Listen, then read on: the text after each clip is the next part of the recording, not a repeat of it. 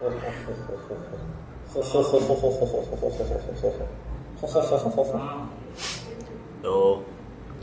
अब हम पढ़ने वाले हैं किसी दूसरे की लाइफ में एंटर ना करते हुए। भाई हाथों का हमने मिला दो, भाई हाथों का मिला दो, हाथों का मिला दो, दो हाथों मिला।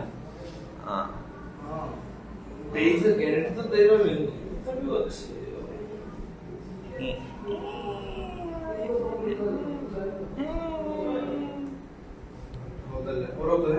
एना कर कर बाळा तू आड़ी उठा पुरगु। हाँ डाण हाथटा पड़ू माने लेफ्ट हाथटा लेफ्ट लेफ्ट लेफ्ट दुईटा देखो उठा पुरगु।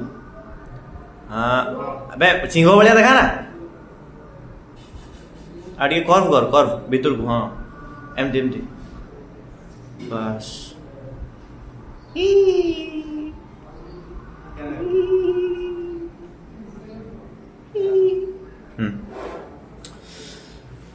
तो अब हम पढ़ने वाले इम्यूनोप्रोफाइलैक्सिस। इम्यूनोप्रोफाइलैक्सिस क्या है मेरे को नहीं पता। उसमें पहला कंपोनेंट आता है वैक्सीन्स। तो वैक्सीन्स चार पांच टाइप के होते हैं। पहला लाइव वैक्सीन्स। लाइव वैक्सीन्स जो होते हैं लाइव वैक्सीन जो होते हैं उसमें लाइव ऑर्गेनिज्म जीवित होते हैं, उसमें जिंदा कीड़े को छोड़ दिया जाता है। तो उसमें live vaccines contains living organisms with reduced strength, उसका वायरुलेंस वाली एबिलिटी को रिड्यूस करके उसको बनाया जाता है। हाँ और उसमें उसका वायरुलेंस वाली एबिलिटी को घटाया दिया जाता है। और this is more potent then killed vaccine.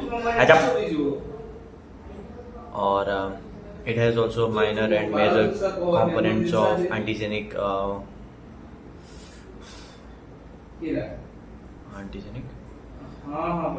आया भूल गया मैं तो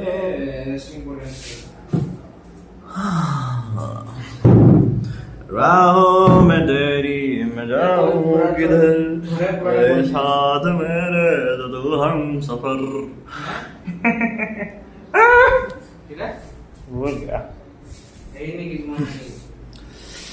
तो अब हम पढ़ने वाले हैं किल्ड वैक्सीन। हाँ लाइव वैक्सीन का एक एग्जांपल मेजल्स, एक rubella, anthrax etcetera etcetera. I'm not confirmed about anthrax, but I'm exactly very sure about measles, whatever. हाँ तो अब है पढ़ने वाले हैं killed vaccine. Killed vaccines are those vaccines which contains dead or inactivated enzymes in which this is made up of I सारा copyright पकाएगा।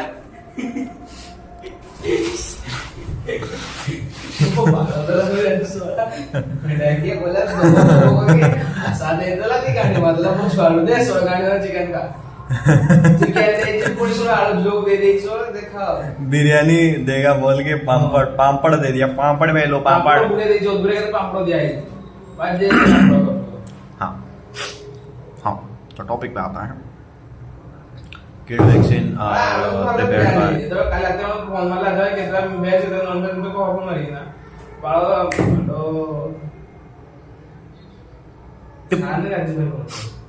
हाँ killed vaccine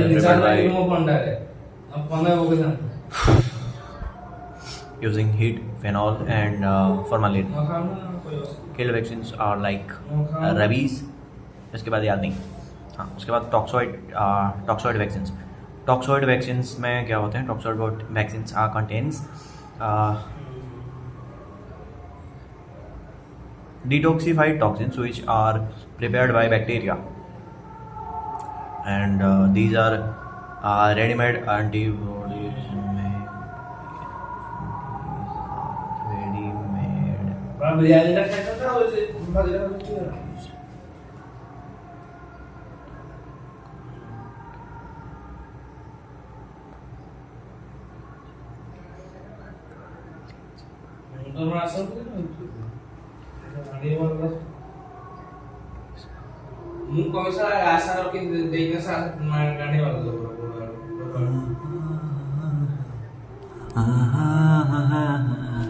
हमको सारा खान मत मुझे वापस चेक करना पड़ेगा क्योंकि toxoid vaccines are may be readymade vaccines which are given to provide passive immunity without causing any disease. हाँ ठीक है। फिर आता है combined vaccine. Combined vaccines contains two or one or more immunizing agent in the same preparation, whose purpose is to reduce the number of injection, reduce the cost and simplify the administration. फिर आता है हमारा immunoglobulins. Immunoglobulins are ready-made antibodies which are provided to get immediate response against a specific disease.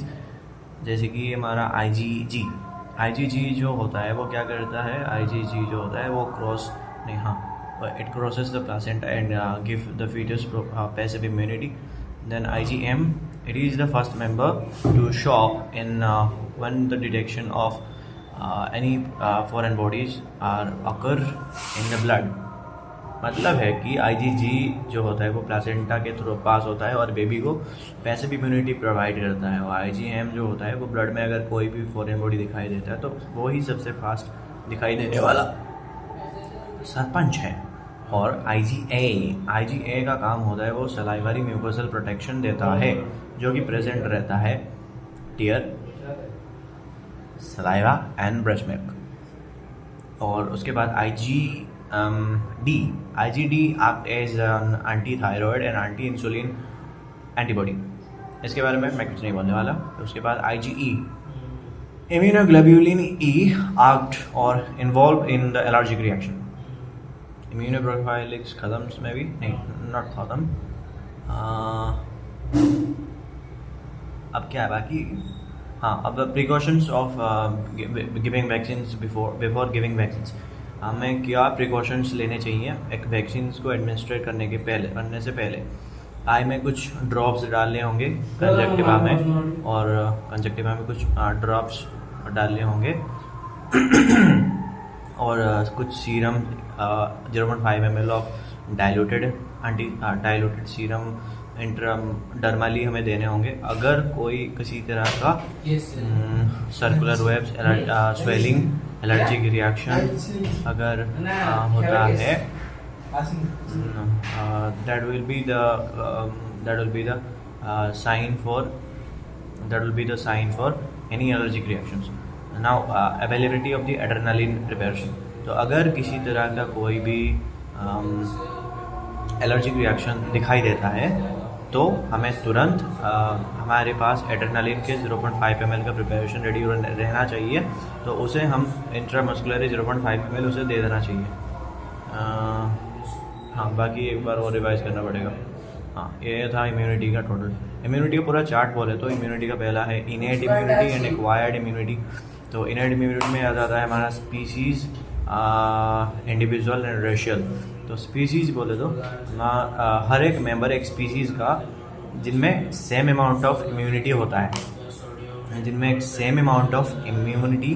होता है, पर species according.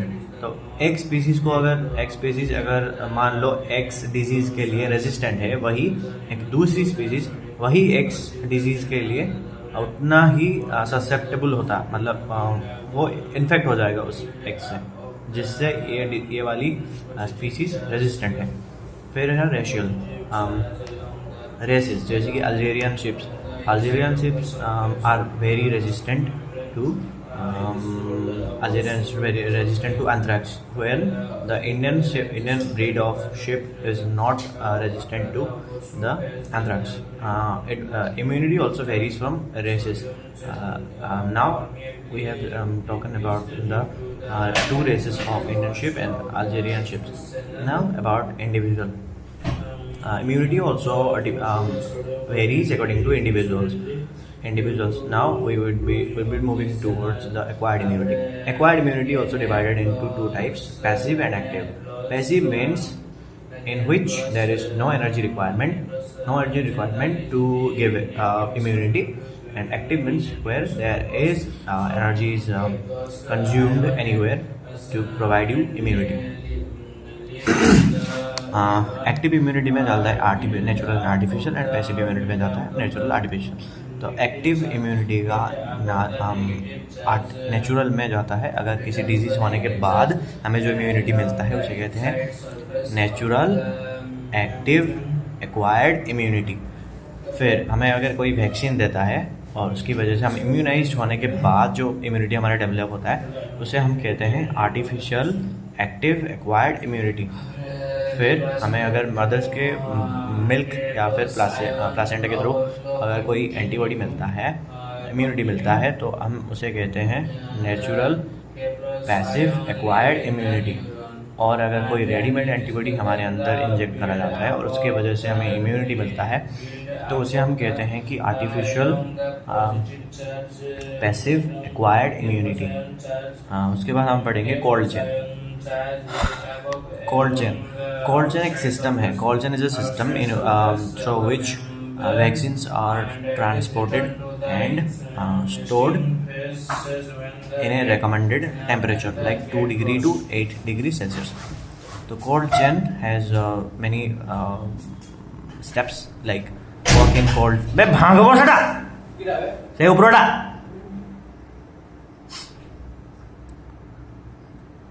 Walk in cold chain. Walk in cold chain. These are present in regions. Regional office. इसका capacity है 300 नहीं हाँ इसका capacity है vaccine को 3 महीने तक स्टोर करने के. और इसका कैपेसिटी है वैक्सीन को 3 महीने तक स्टोर करने का. और ये सर्व करता है 4 से 5 डिस्ट्रिक्ट को. उसके बाद आता है डीप फ्रीज़र और Iceland refrigerator. These are supplied to all districts, and this is used to make ice packs and stored oral polio vaccine and measles vaccines. Now small deep freezer or Iceland refrigerator. This is found in PHCs and family planning centers. These are prepared for making ice packs and maintaining the temperature of the vaccines, maintaining the recommended temperature of the vaccines. उसके बाद cold box. उसके बाद cold boxes. Cold boxes are used to carry vaccines to peripheral center of the area, and ice packs are placed on the bottom and the sideline of the boxes. Now vaccine carriers. Vaccine carriers are used to carry vaccines to nearby areas.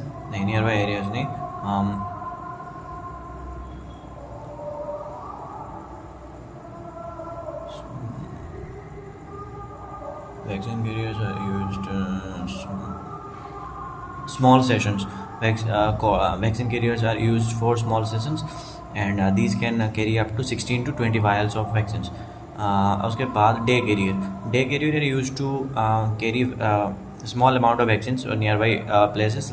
These can carry up to 6 to 8 vials of the vaccines. And उसके बाद है ice packs. Ice packs are used to provide cold environment to the vaccine for its storage and maintain its potency.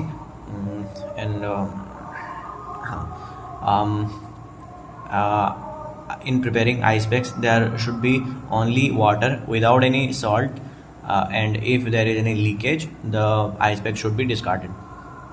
Okay, now hypersensitivity. Hypersensitivity is one type of immune response of our body, in which hypersensitivity is one type of immune response of our body in which we this is usually protective but harmful to our body. This occurs or takes place when our body is sensitive to certain antigen, or in this condition our body's immune system got very sensitive to certain antigen or exposure to any disease whatever. इसका types होते हैं. हाँ, इसको एक और कहते हैं Altered immune response. हाँ, हाइपर सेंसिटिविटी को अल्टर्ड इम्यून रिस्पॉन्स भी कहते हैं. इसका टाइप्स हैं. टाइप्स को हम एक निमोनिक्स में यूज़ करते हैं. एसिड, ऐसे एनाफाइलेटिक, सी से साइटोटॉक्सिक, ऐसे आई. हाँ, immune complex and delay type को हम सेल मीडिएटेड भी कहते हैं. पहला एनाफाइलेटिक में जो हाइपर सेंसिटिव होता है उसका रिएक्शन और उसका साइन और सिम्टम्स आता है 5 से 12 घंटे के बीच में, और जिसमें IgE immunoglobulin E attached with the target cell and causes allergic reaction, and in cytotoxic sensitivity and कौन कॉल कर रहा है भाई. And in cytotoxic hypersensitivity it also sign and symptoms are occurs after 3 to 8 hours. इसमें क्या होता है, IgM antibody वो बाइंड हो जाता है टारगेट सेल को और उसका ख़त्म कर देता है. किसके थ्रू? कॉम्प्लीमेंट रिएक्शन के थ्रू, जैसे कि RH इनकम्पैटिबिलिटी वगैरह होता है, ब्लड ट्रांसफ्यूजन वगैरह होता है, उसके थ्रू. अब हो गया साइटोटॉक्सिक. अब इम्यूनोकम्प्लेक्स. इम्यूनोकम्प्लेक्स में एंटीजन इम्यूनोकम्प्लेक्स दिखाई देता है कितने टाइम में? 3 से 8 घंटे के बीच में शायद, मैं कंफर्म बाद में कर लूँगा. हाँ, इसमें हमारा एंटीजन और एंटीबॉडी दोनों एक मिलके एक कॉम्प्लेक्स बना रहे थे, जो एक हमारा इन्फ्लामेशन की तरह दिखाई देता है बॉडी में. और उसके बाद सेल मीडिएटेड में हमारा IgA जो होता है, IgA fight against IgA and T cells are activated and fight against the infections, and जैसे कि example transplant rejection etcetera. Hyper sensitivity. अब है ऑटो इम्यूनिटी. कुछ रह गया क्या? हाइपर सेंसिटिविटी चला गया.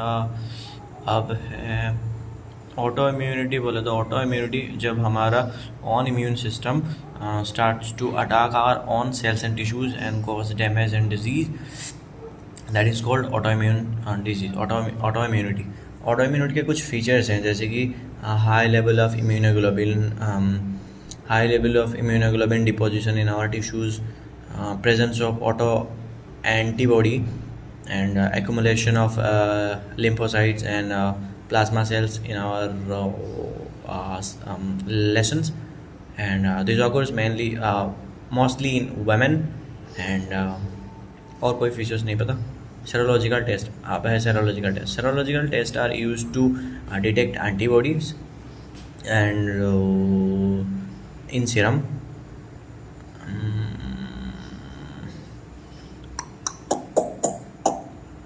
सेरोलॉजिकल टेस्ट में एक वाइडल टेस्ट है जिसमें हम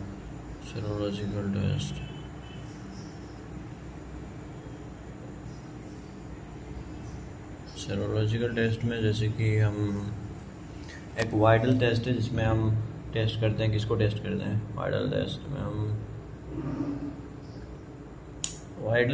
हम किसे टेस्ट करते हैं भैया? हाँ, वाइडल टेस्ट में हम भूल गए.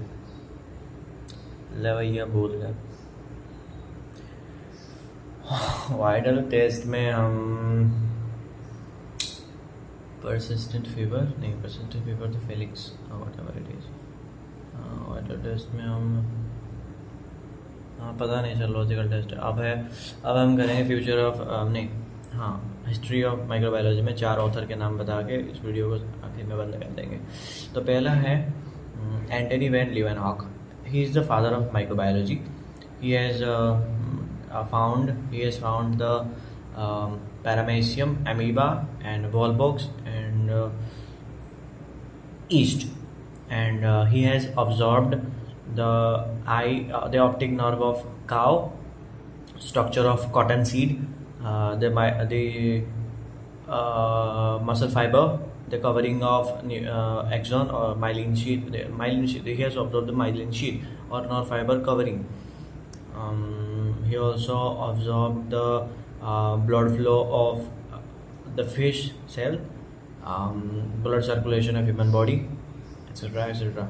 Now, Louis Pasteur. Louis Pasteur is the father of modern microbiology. Louis Pasteur invented the fermentation technique, pasteurization technique, sterilization, autoclaving, hot air oven, etc., etc. Louis Pasteur also termed the coined the term vaccine. He also developed anthrax vaccine, measles vaccine, rubella, measles vaccine, rabies vaccines, and पता नहीं. Louis Pasteur also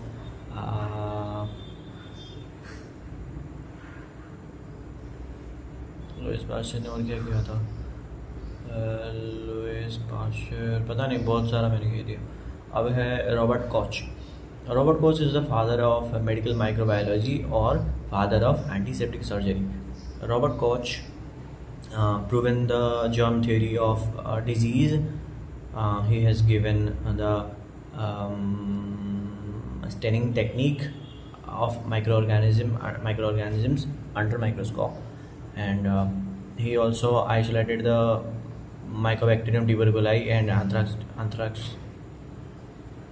Mycobacterium anthrax. I mean,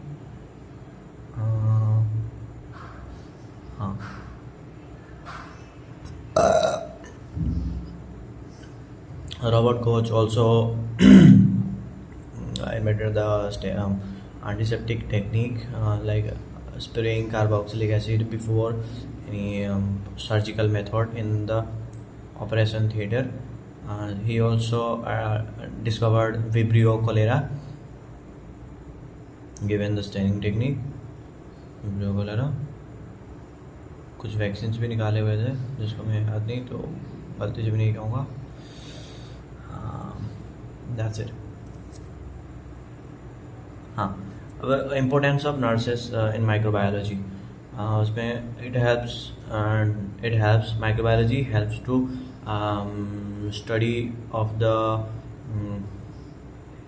study the activity of microorganism, and it also says the role of laboratory in diagnosis of its activity. It also microbiology NRs should know the susceptible surfaces, which are knows the highly risk surfaces which are susceptible to disease. NRs also should detect any type of disease in their early stage, and should know the types of disease, the history of disease, and nurse should know how to take care of the open wound.